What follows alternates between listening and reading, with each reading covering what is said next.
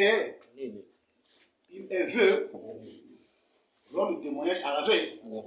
Or, la vérité, c'est le soleil. La vérité, c'est le soleil. Or, le soleil symbolise le jour. Amen. Il l'a dit même dans le livre de Malachie 4, au 2e verset. Il est appelé, il se levera le soleil de justice. Le soleil de justice qui devait s'élever ici, dans Malachie 4, le verset 2, il s'agit ici du Seigneur lui-même. Mais est-ce que le soleil se lève-t-il la nuit? Non. Mais si on dit que le soleil se levait, ça veut dire qu'on est au jour. C'est ce que Ésaïe a dit. Ces jours-là est passé. Amen. Mais attention, ce même jour était scindé en deux. Amen. Ce jour-là est scindé en deux. Voilà pourquoi nous lisons Zacharie 14, le verset 6. Voilà pourquoi vous avez regardé. J'ai essayé de mentionner des choses au tableau ici. Une montagne, et j'ai divisé cette montagne-là en deux. C'est pour vous faire comprendre Ésaïe 14 ici, le verset 6 au verset 9. Lisons d'abord Ésaïe 14, commençons d'abord par le verset 6. J'ai dit Zacharie. Ce jour-là, il n'y aura pas de lumière, de froid ni de glace. Ce sera un jour unique au milieu de l'Éternel, ce qui ne sera ni jour ni nuit. Mais vers le soir, il y aura de la lumière. On le savait d'abord. On se dit que ça sera un jour unique. Ce jour-là ne se répète pas. C'est l'unique. Frère, on peut dire tout ce qu'on peut dire. Êtes-vous sûr que Dieu peut être né deux fois? Êtes-vous sûr que Dieu va mourir deux fois? Non. C'est l'unique jour. Dieu n'avait établi ce jour-là qu'il naîtra une fois, qu'il mourrait qu'une fois. Pas deux fois. Mais l'apparition du Seigneur n'est pas une fois. Amen. Il est apparu avec les apôtres. Il est apparu avec William Branham. Il est apparu avec certaines. Il va s'apparaître avec l'épouse. L'apparition du Seigneur n'est pas unique. Mais du fait de naître, de grandir, de devenir un bébé, un adolescent, un homme, prêcher la parole et mourir, ça ce n'est qu'un jour unique. Il n'y en a pas deux. Amen. Mais il dit vers le soir, la lumière apparaît. Nous sommes dans l'année 30. Le soleil apparaît. Amen. Il est dans le jour, il est né. Il est en train de grandir dans le jour. Mais le soleil n'est pas apparu. Comme maintenant que nous parlons ici, on est dans le jour, mais nous ne voyons pas le soleil. Est-ce que vous comprenez un peu? Alors, soudain, on voit l'apparition du soleil. Ça s'accomplit à l'an 30. Lorsque le Seigneur rentre dans le ministère. Amen.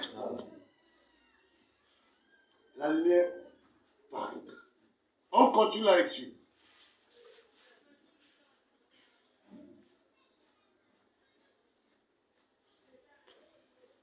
Ces jours-là, et l'eau vive sortira de Jérusalem et coulera, moitié vers la mer orientale et moitié vers la mer occidentale. Amen. Il dit quoi? En ce jour, de l'eau vive sortira de Jérusalem. Se divisera en deux tranches. L'eau vive. Nous l'avons lu ici. Donc, Jean 3, ou plutôt Jean 7, le verset 37 au verset 30. Il était question du Saint-Esprit. Mais ici, on nous dit que le Saint-Esprit qui est là, doit être divisé en deux. Le Saint-Esprit là-bas s'incarner à l'Orient. Une partie du Saint-Esprit va s'incarner à l'Orient. Une autre partie va s'incarner à l'Occident. L'incarnation du Saint-Esprit dans les humains.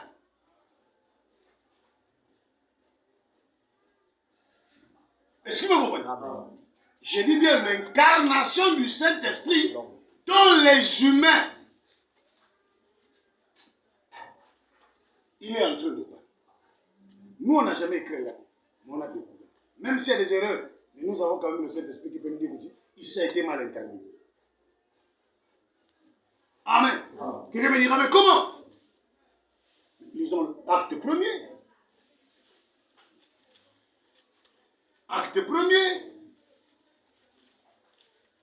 Commençons au verset 3, celui qui a la page.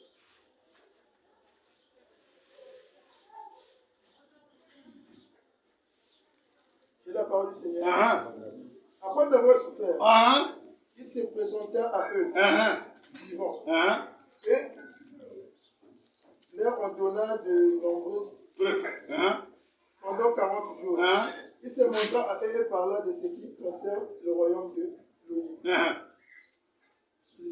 Continue. Je te dirai là où tu vas t'arrêter. Alors qu'ils se trouvaient en leur compagnie, et il leur recommanda de ne pas s'éloigner de Jérusalem.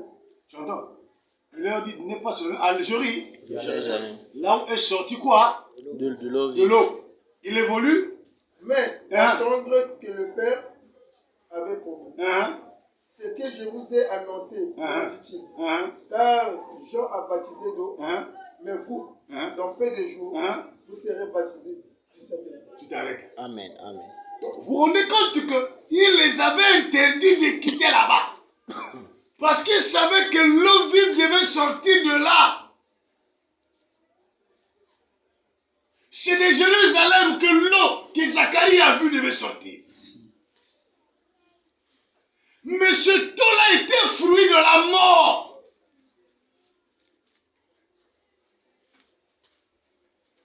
Fruit de... Continue-moi, Zacharie 14, on n'a pas encore terminé.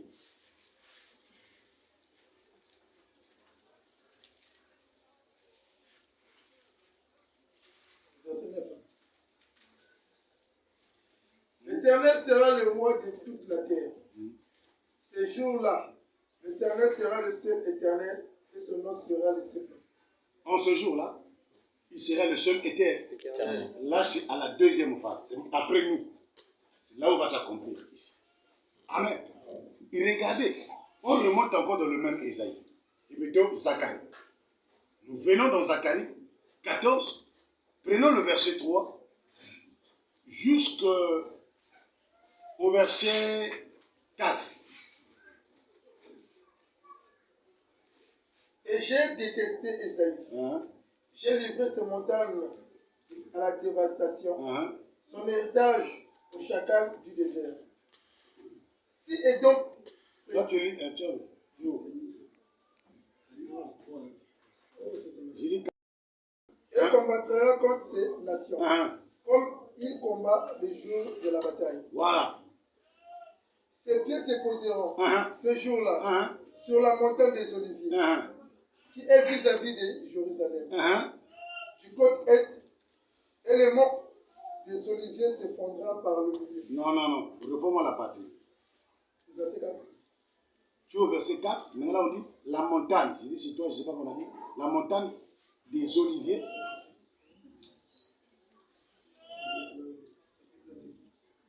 Ta version. Bon, lis comme ta version, je vais expliquer. On va version. Vas-y.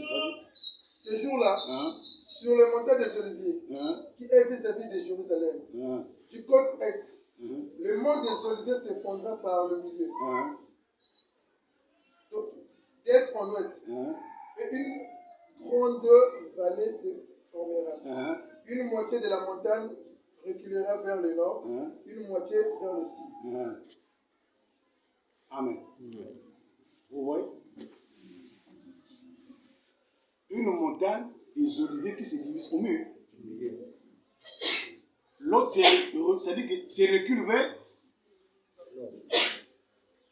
Vous comprenez un peu? La montagne là, c'est recul vers quoi? Ok? Vers le septentrion. L'autre montagne, c'est recul vers quoi? Le midi. Vous avez déjà vu une montagne se déplacer? Hein? Alors, si on lit le français comme ça, on va dire qu'une montagne ne se déplace pas. Voilà pourquoi ici j'ai essayé de montrer ici. Cette montagne des oliviers. Il y a eu un homme avant de mourir. Il était sur la montagne des oliviers. Il s'appelle qui? Yoshua.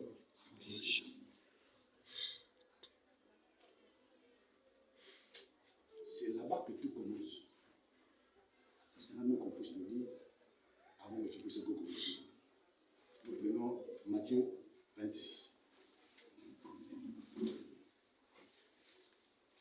On commence au verset 30. Matthieu 26, on commence au verset 30.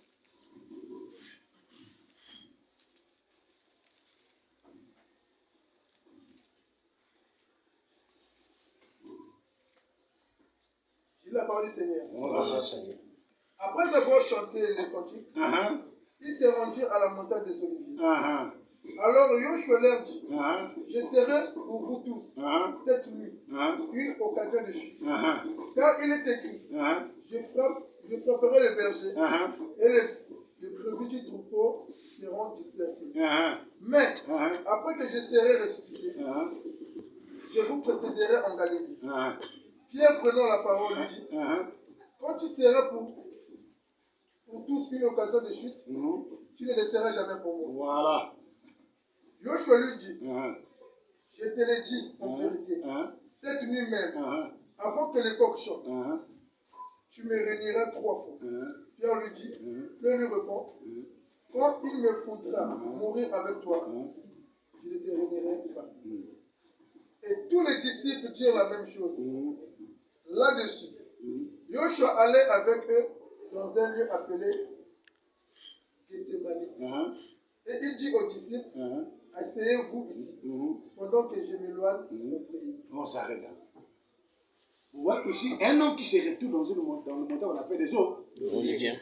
La montagne des oliviers, là-bas, maintenant le Seigneur leur dit que vous et nous, aujourd'hui, là, tout va se taire. C'est terminé. C'était la prophétie de la division, de la séparation de la mort. La montagne. La séparation de la montagne, ici, c'est la mort du Seigneur. L'arrestation et la mort du Seigneur, c'est ça la montagne des oliviers qui s'est séparée au milieu. Parce que tous les événements s'accomplissent à la voyée, tout est accompli. C'est là où la montagne se sépare. Lorsque cette montagne se sépare ici, voilà pourquoi j'écris le septentrion ici. Il se sépare en deux. Une partie à l'Orient, l'autre moitié à l'Occident. Mais la moitié de l'Orient recule vers quoi? Le septentrion. Ok? Il commence d'abord que cette moitié-là recule vers le septentrion. Or, la moitié de la montagne ici, je vous ai dit, c'est le Christ. Amen. Il commence avec les apôtres. Par l'apôtre Paul et Andronicus et Junius, il se retrouve où? À Rome. C'est Rome qui représente les septentrions. Ici. C'est l'Europe. Amen. Mais lorsqu'il dit que la moitié c'est à l'Occident, ici, là, ici, je me souviens, en 1963, c'est là où cette moitié-là aussi devait reculer vers où? Le midi. Le midi, c'est quoi? Mais c'est nous.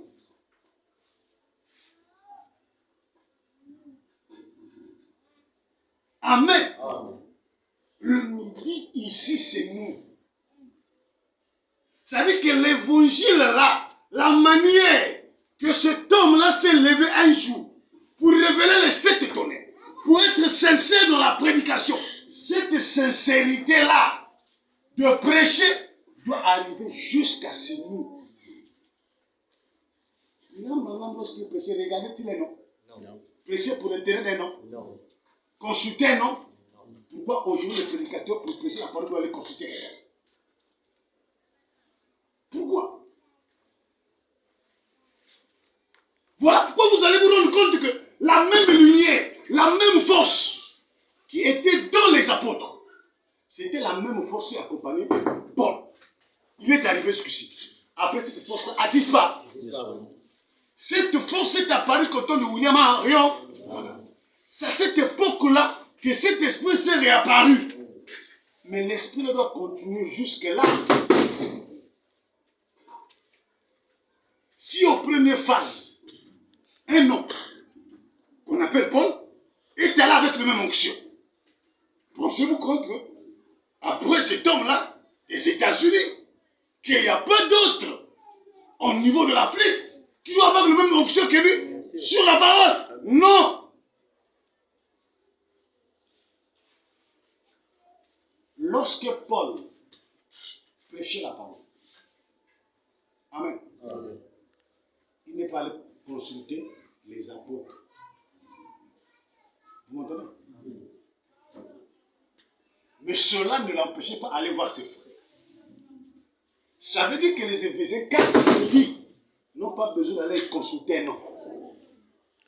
Amen. Si vous consultez un homme, alors vous n'êtes plus disciple du Seigneur.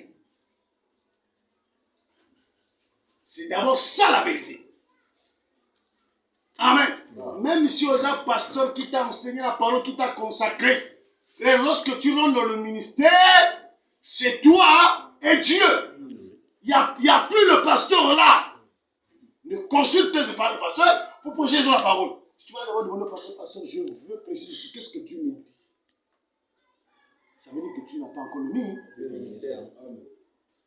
Parce que celui qui a le ministère ne consulte pas un homme. Parce que le ministère d'abord en soi, c'est Dieu. Voilà pourquoi on dit que nous sommes comme des évangélistes. Mais l'évangéliste, c'est lui. Parce qu'on dit que le même qui est monté, c'est lui qui est descendu. Mais en descendant, il a pris ses attributions de ses ministères, les 5 ministères qui étaient en lui, il les a donnés aux hommes. Afin que les hommes travaillent selon lui. Et non selon eux-mêmes. Est-ce que vous comprenez? N'oubliez jamais ça. Pas selon eux-mêmes. Est-ce que vous comprenez? C'est là où c'est arrivé.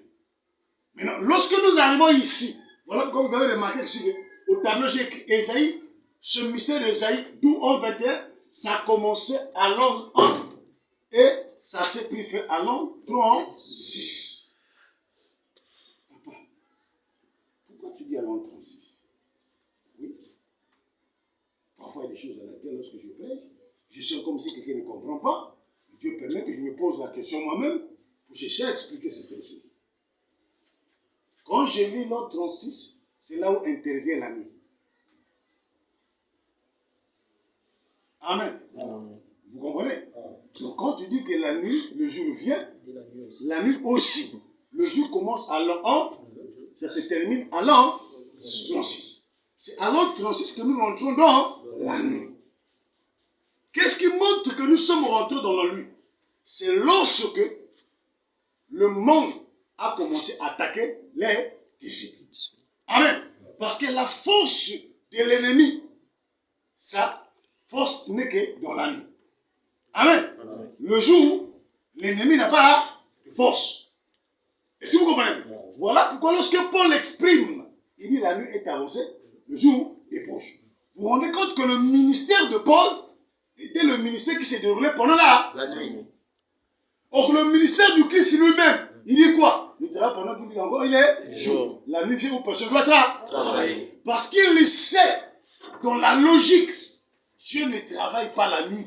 Il ne travaille que le jour. Alors, ce qui fait que Dieu travaille la nuit, c'est lorsque ce fils soit attaqué. Sauf que ce fils soit anéanti, il est obligé devenir Protégé. Est-ce que vous comprenez? Amen. Il ne vient pas pour venir travailler, mais il vient pour venir protéger, c'est ça, hein? Ses enfants. Pour que ces enfants ne soient pas détruits par l'ennemi. L'ennemi. Est-ce que vous comprenez pas? Amen. Amen. Amen. Et lorsque nous arrivons là, il y a une chose à laquelle je n'ai pas mentionné. En dehors de ces deux passages-là, il y a un passage que nous devons ajouter. Matthieu 13, le verset 24 à 30. Ce passage-là s'accomplit dans ces périodes.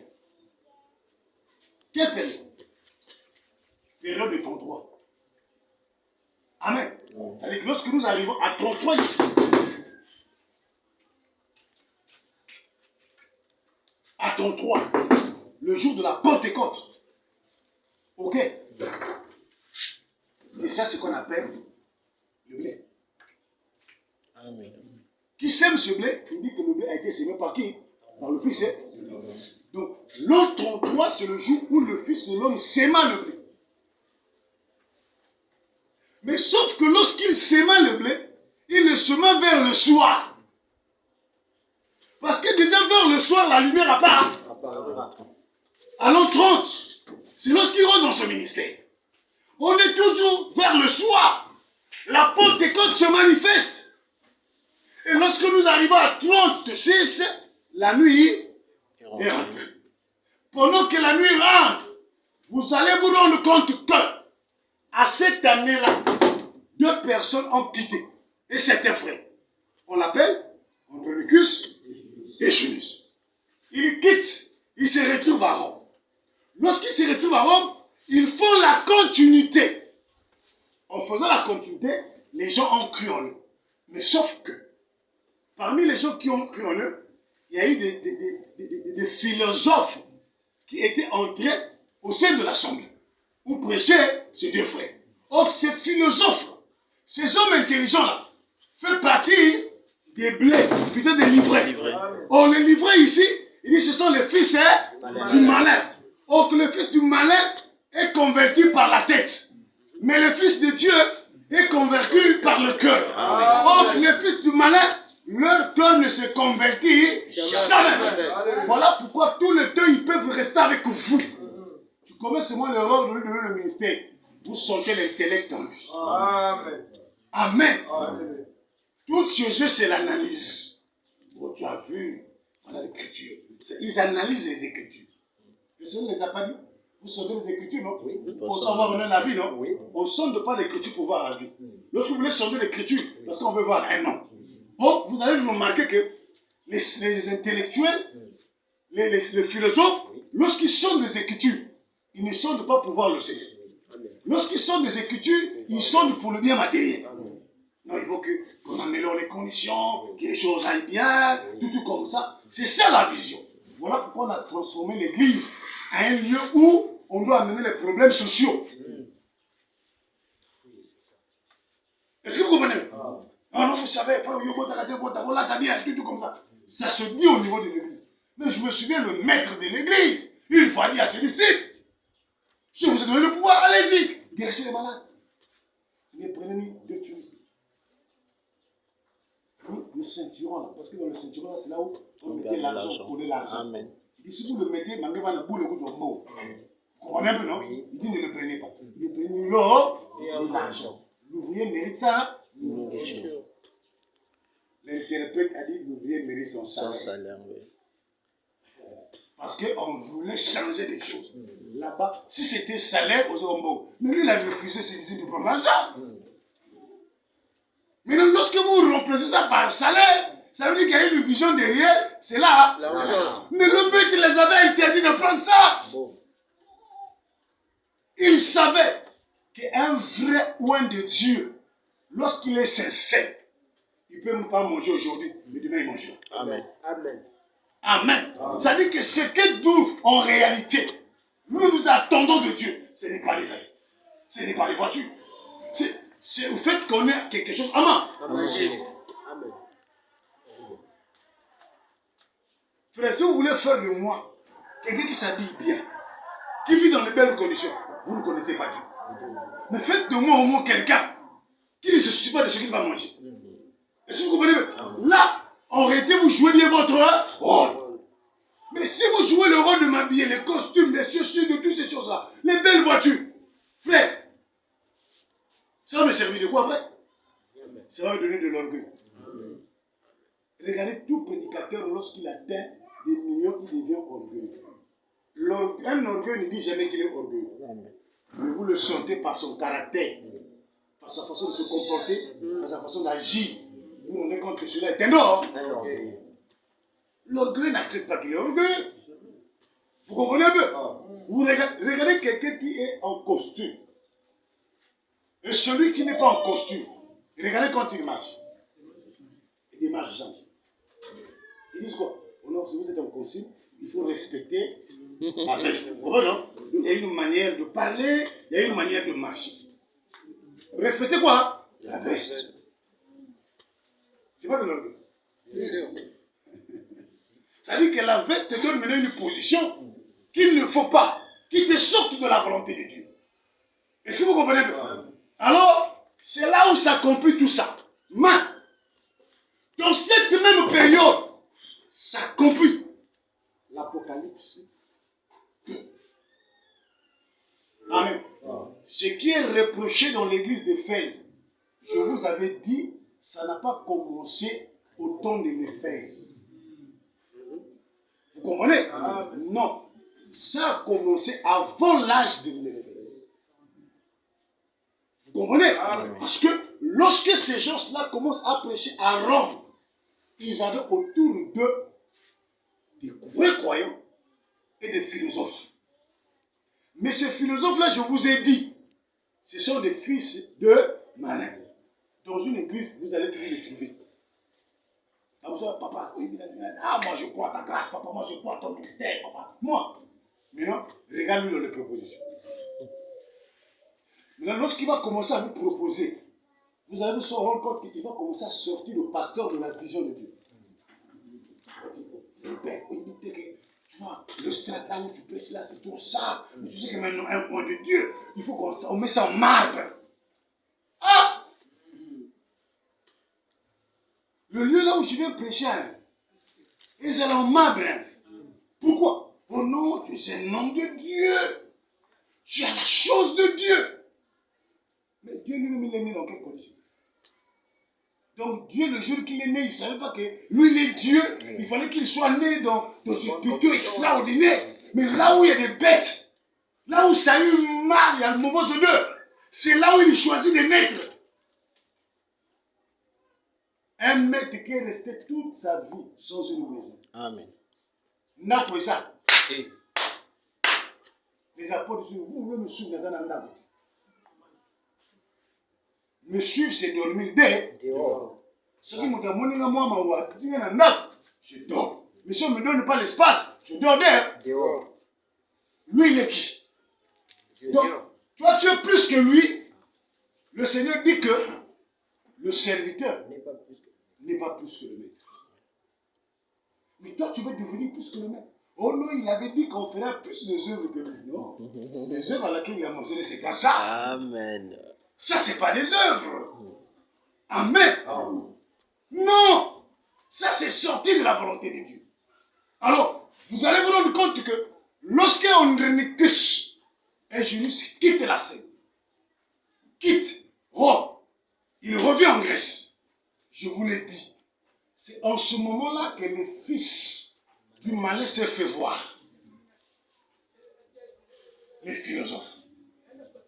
Amen. Lisons d'abord Apocalypse 2. Commençons le verset 2. Où l'Apocalypse, là où déjà lui-même le Seigneur révèle.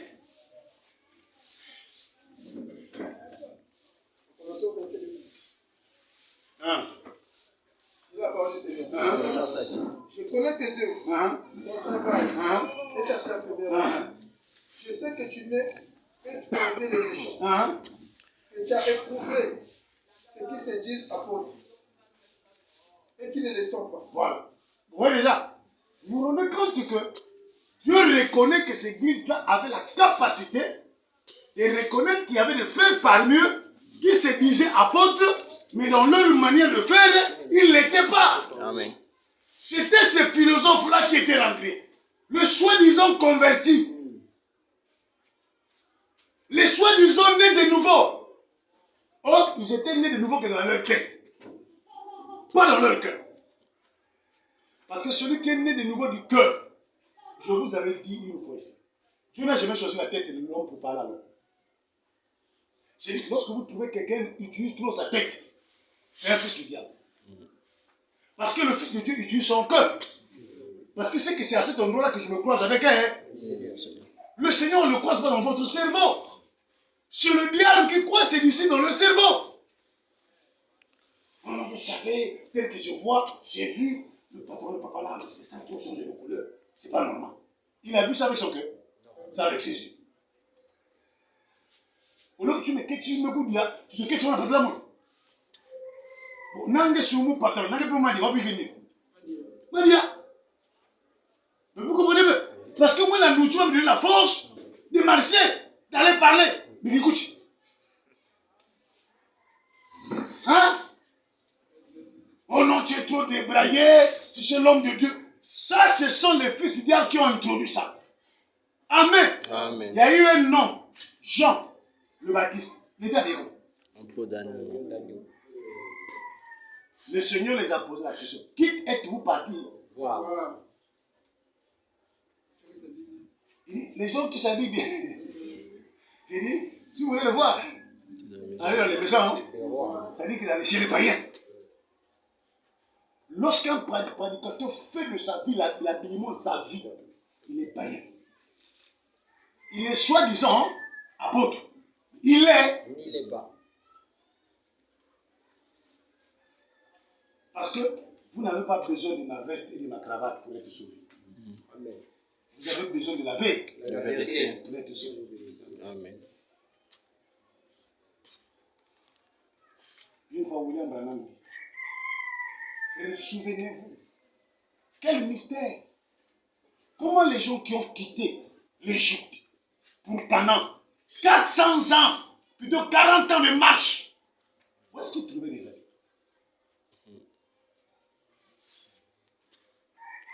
Pour changer, où est-ce qu'ils trouvaient? Si tu dis à un pasteur de réfléchir là, un moment de réfléchir. Oui. Parce que ça, ça m'a demandé mon limité mobile. Question se pose. Vous comprenez? Amen. Nous on est dans une économie. Ça.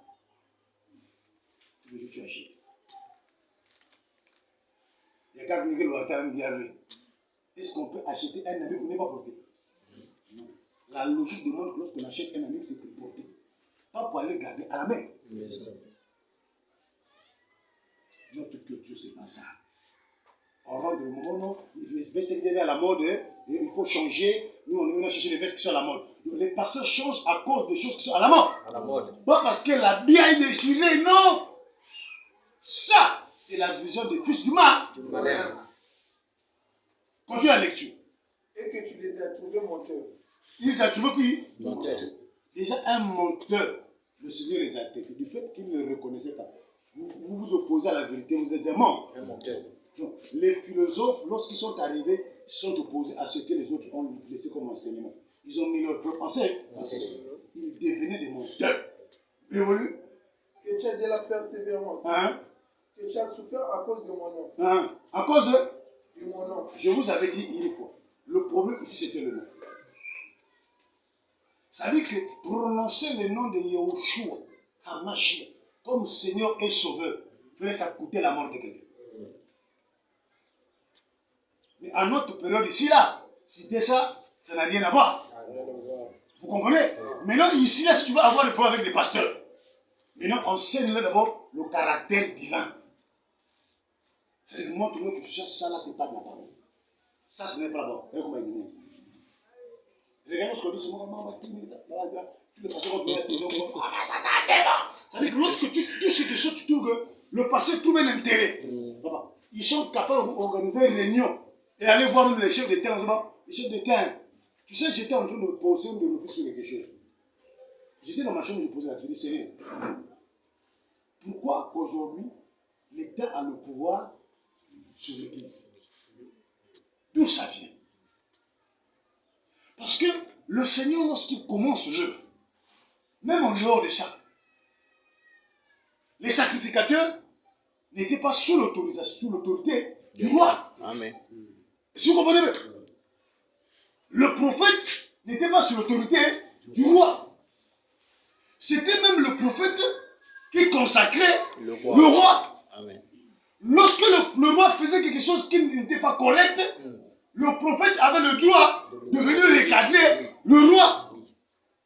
Est-ce que vous comprenez? Amen. Et si le roi s'opposait à ce prophète-là, le roi conduisait sa vie directement à la mort. Il devenait adversaire de Dieu, ce roi. Est-ce que vous comprenez? Maintenant, qu'est-ce qui fait qu'aujourd'hui, nos grands frères et nous-mêmes, nous avons laissé que l'État nous domine. L'État nous impose une manière de servir. Et on soutient quoi? Romains 13. Et les gens qui soumettent Romains 13, sans y comprendre le pourquoi Paul avait écrit ces choses.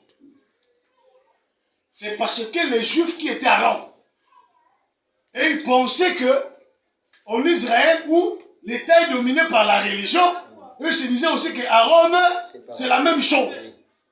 Est-ce que vous comprenez bien? Paul les enseignants disent non.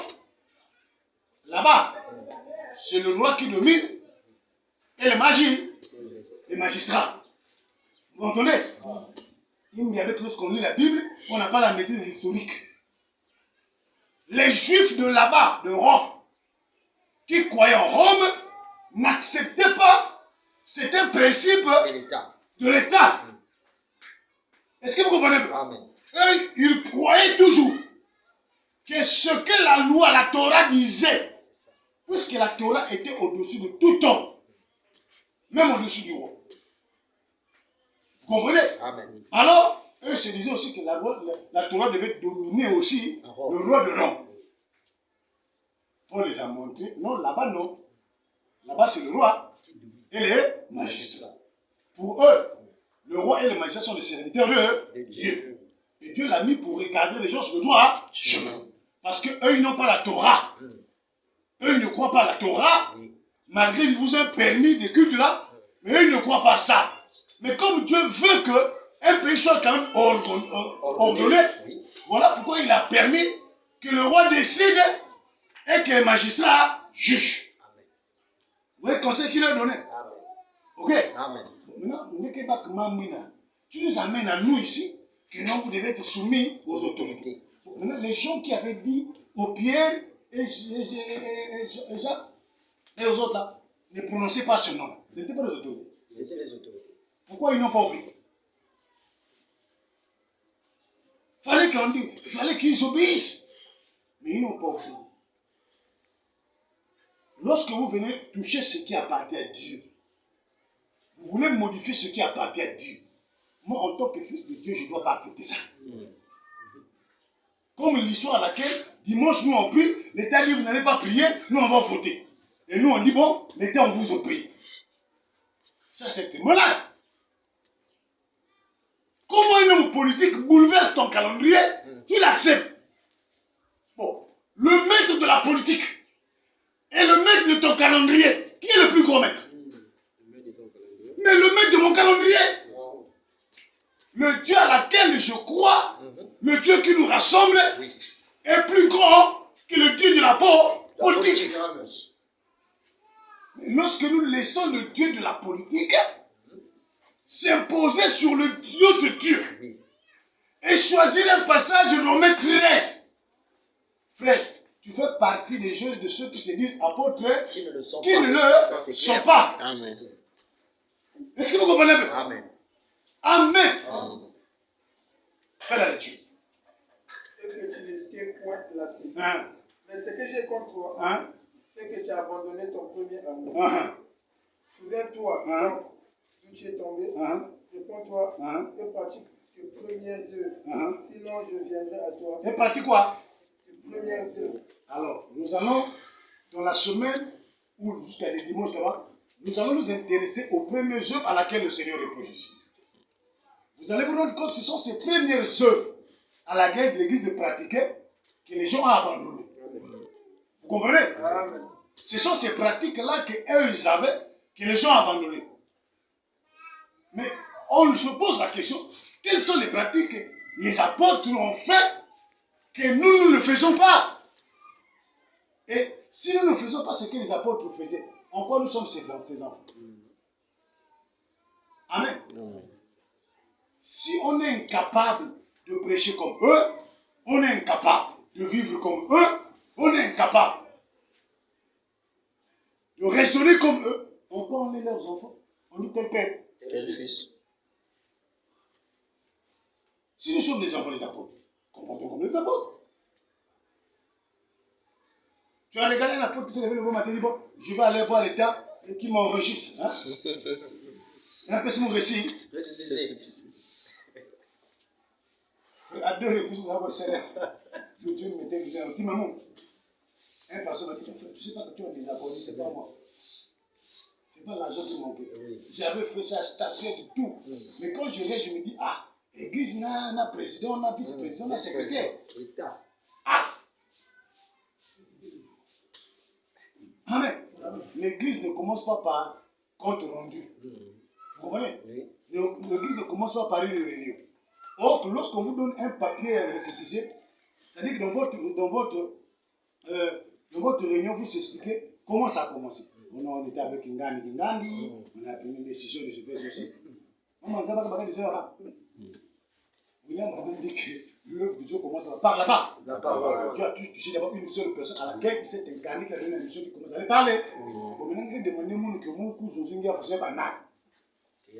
Il faut avoir un secrétaire, un vice-président. Le jour-là, je reste, j'ai dit, bon, je vais tout Timothée, vice-président. Je vais tout maman, secrétaire.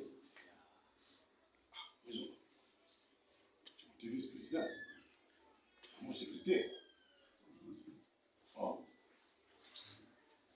Puisqu'il y avait des membres, il faut au moins 3 membres. À ce moment-là, il y avait encore des idées. Tu vas signer aux autres. Non. Ça, c'est des bons chats. Hein? Ça, ce n'est pas du Dieu. Je dis non. C'est-à-dire que vous savez, tout ce qui n'est pas fruit d'une conviction, t'es fait. C'est-à-dire que lorsque tu veux faire quelque chose, vous vous rendez compte qu'à l'intérieur de votre cœur, il y a une voix qui vous dit que ce n'est pas correct. Mais la tête dit, l'État qui permet de lever. Mais dans ton cœur, il y a quelque chose qui dit que ce n'est pas correct. Frère, quand déjà l'esprit dit que ce n'est pas correct, c'est pas correct. La tête, c'est l'ennemi de l'homme. Amen. Il va dire, regarde, même les franciscains, ils ont ça. Donc ils n'ont pas compris le message. Ça, tu vas raisonner par la tête. Oui. Ok? Le cerveau. Hein? Oui.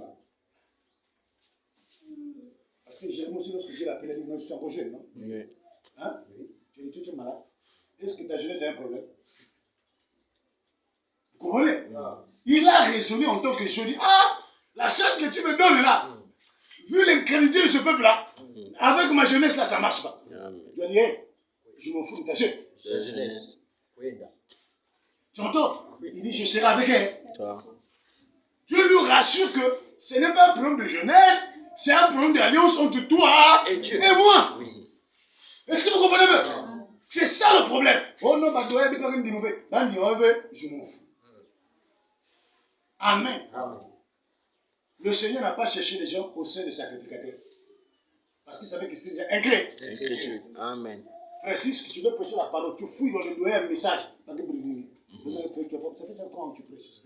Et ton pasteur, Dieu sorti de qui? Vraiment des néons. Oh, des néons. Dans le message, on ne change jamais de néons. Il faut quelque part. Amen. Vous comprenez?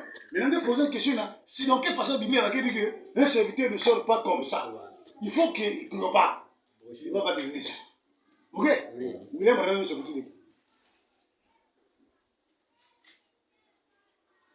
Il dit seulement que je priais dans l'église bâtie. Il n'était pas responsable là-bas. Et il n'était pas aussi fidèle. Et il y avait une détermination. C'était bon, comme la jeunesse. Hein? Il faut qu'on cogne, parce qu'il n'était pas déterminé. S'il était déterminé, William Branham ne résistait pas à l'appel du Seigneur. William Branham, lorsque Dieu l'appelait, il résistait. Il s'est retiré. Il s'est donné jusqu'au point, puisque Dieu l'avait déjà choisi. Il pleuve que le neige. Il veut toucher la bouteille pour boire lorsque l'ami de son père se moquait de lui. Et son père plutôt se moquait de lui auprès de son ami. Lorsque le père vient avec son ami, il dit, mais Branham arrive, mais pourquoi non? Son père dit, oh, mais c'est assez une femme, il n'est pas courageux. Et ça, dit, Branham, parce qu'il ne voulait pas avoir honte, son père lui critiquait devant son ami, il a voulu prendre la bouteille pour Bois. il écoutait la voix audible qu'il a reproché. Il a laissé la fuite. Son père a dit, tu vois, c'est un fainéant, c'est une femme. Ça veut dire que, Branham, en tant qu'un être humain, si ce n'était pas la grâce de Dieu, Branham ne pouvait pas prédicateur. Amen. Vous comprenez? Amen. Parce que, ne pas prendre une position, mais tu te gênes à ce qu'on te critique normalement. Tu te gênes à ce que tu veux prendre la cigarette. Non.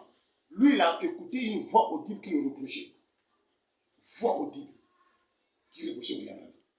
Vous savez que William Branham a l'embargo au Kenya. Une mission allait prêcher à cause d'une femme. Si la femme là est morte, c'est à cause de tout ça. Sa première femme. William Branham va aller, la femme, sa mère dit non, tu vas sauver un prédicateur pauvre comme ça. Il dit, tu n'en vas pas. Elle refuse sa femme, sa fille de partir. William Branham s'est tenu. Je me suis rendu compte que la femme là était un obstacle pour William Branham. Alors, il est mal. C'est sur le lit de l'hôpital que la femme reconnaît qu'elle avait mal fait. Elle a mené son mari sur un mauvais chemin. Il a dit à Branham qu'il ne fallait pas qu'on écoute ma mère. Tout ce qui m'arrive là, c'est des conséquences de ce que nous avons écouté. Non, mal. Vous comprenez? Oui. Amen. Vous voyez cet homme-là? Il avait une faiblesse. Mais quand Dieu l'a saisi, quand Dieu l'a amené dans une dimension, et quand Dieu l'a dit maintenant là, et que lui il a compris maintenant que, ça dit que si je veux vivre, à compter de peut-être 2 fois, la première fois il jure, je vais respecter. Après, il a désobéi encore. La deuxième fois, il dit, ah, ça devient sérieux. Seigneur, là, je serai fidèle. Vous comprenez? On va mettre dans le c'est ce que je vais. Hein? Mais lui, Dieu grave au lit de l'hôpital. Et on lui montrait que direction là on fait. Yeah. Si direction là fait là, Seigneur, je ne me répands. Ah, je vais te servir. Toi, tu as vu l'enfer, pourquoi tu dis que je me répands? Hein? Vous comprenez? Comment Dieu avait aimé cet homme? Et lorsqu'il s'est levé pour parler, il ne regardait pas un homme. Il regardait Dieu qui lui disait et le peuple qui écoutait. C'est comme ça que les fils de Dieu prêchent la parole. Les fils de Dieu prêchent la parole en regardant Dieu qui lui donne l'information. Et le peuple qui l'écoute. Il n'y a plus quelqu'un devant. Même quand tu es mon fils dans la foi, tu es prédicateur. Si on te dit prêche, ton problème ce n'est plus moi. Si tu as le ministère, sois en contact avec celui qui donne l'information et parle à ceux-là à qui est destinée l'information. Amen. Hein? Mais les philosophes, les soi-disant apôtres, ceux qui ne le sont pas. Oh non, mon fils, tu sais quand tu vas aborder comme ça, tu vas aborder dans quelle langue? Parce que là, va enseignement. Il n'y a pas qu'à se dans l'école et le monde. Hein? Là où il faut tout enseigner. Tu sais, mon fils, hein? Tu sais, l'argot là, c'est pas bon. Il faut bien embellir le français. Est-ce qu'ici on a besoin d'embellir le français ou on a besoin de communiquer le message? Vous comprenez? Alors, la parabole là, c'est accompli. De Matthieu 13. Vous comprenez? Et là, nous sommes. On pourrait être dans les années après cette année. Parce que lorsqu'ils quittent, ils arrivent vers les années 40. Les faux étaient rentrés. Ok? Les faux étaient rentrés dans les années 40, 43. Les faux sont rentrés. Les théologiens sont rentrés. Les philosophes sont rentrés. Lorsqu'ils quittent eux en 49, chassés par Claudius, parce que Claudius était quelqu'un qui voulait protéger. Vous voyez? Les empereurs avaient déjà un défaut. Voilà pourquoi vous avez compris. Il y a un roi qu'on appela Néro. Après la mort de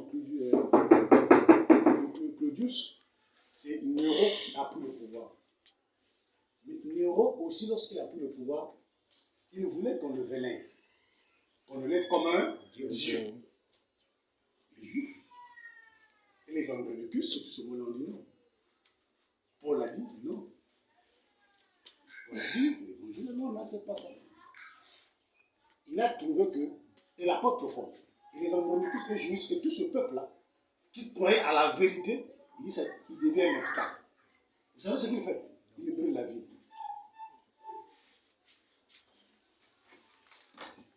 Amen. Il brûle la vie. Ça pouvait être en 56 si je me trompe. Il brûle la vie. Et lorsque lui, il brûle la vie, il dit que ce sont les Juifs qui ont brûlé. Et on a massacré les Juifs. Néron. Toujours quoi? L'opposition. C'est-à-dire que les gens n'aimaient pas écouter la vérité. Or, si tu dis à un pasteur, laisse les honneurs là. Laisse les moi. C'est l'esprit qui était dans l'église. Parce que les gens qui sont venus pour introduire le monde dans l'église ont le même esprit que les empereurs. Pasteur, c'est la leadership.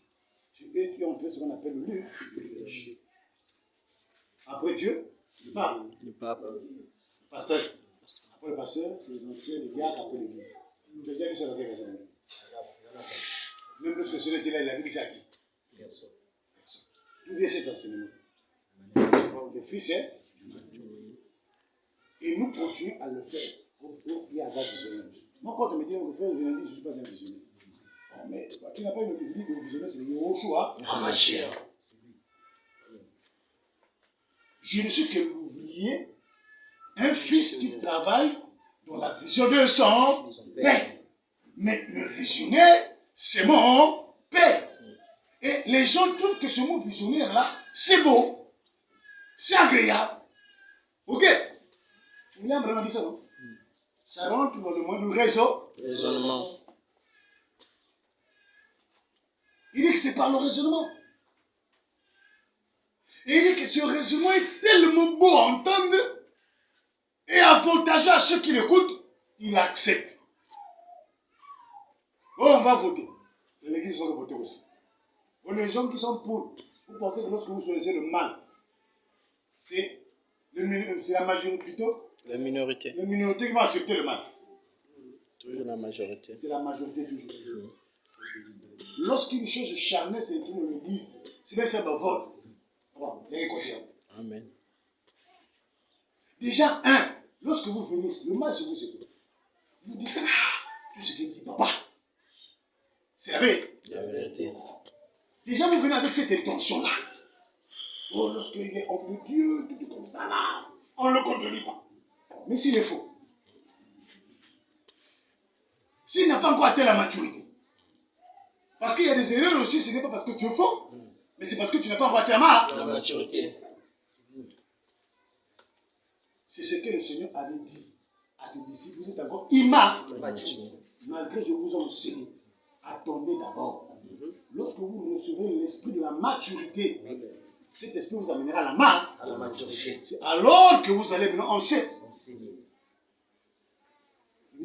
Un prédicateur n'a pas encore atteint cet esprit-là, le Saint-Esprit qui lui donne la maturité, la connaissance, il est devenu prédicateur. Il va commettre des baves. Vous êtes des témoins. Ok? Je ne vous ai pas dit ça une fois. J'ai été reproché, je vous ai dit non. Hein? J'ai commencé mieux, nous avons trouvé la valeur du Seigneur. Amen. Vous comprenez? Mais qu'est-ce que les gens m'avaient dit? Tu le sais. Saint-Esprit.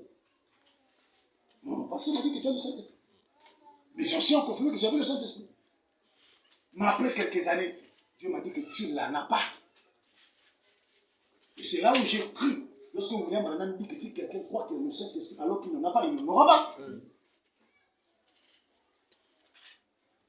Parce que lorsque vous ne croyez pas que vous êtes pauvre, il y a ceux qui savent.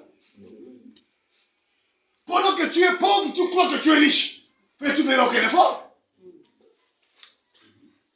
Pendant que tu n'as rien dans la maison, tu dis que tu as quelque chose. C'est là où vous trouvez que nous avons une foi bizarre et ma chrétienne. Oh frère, moi je crois que ça qui est riche. Je sais que mon foi c'est le travail. Amen. Mais vous voyez qu'on a balancé les enfants de Dieu, on les a mis. C'est-à-dire que le travail dans une foi à laquelle le travail là ne demande pas la foi.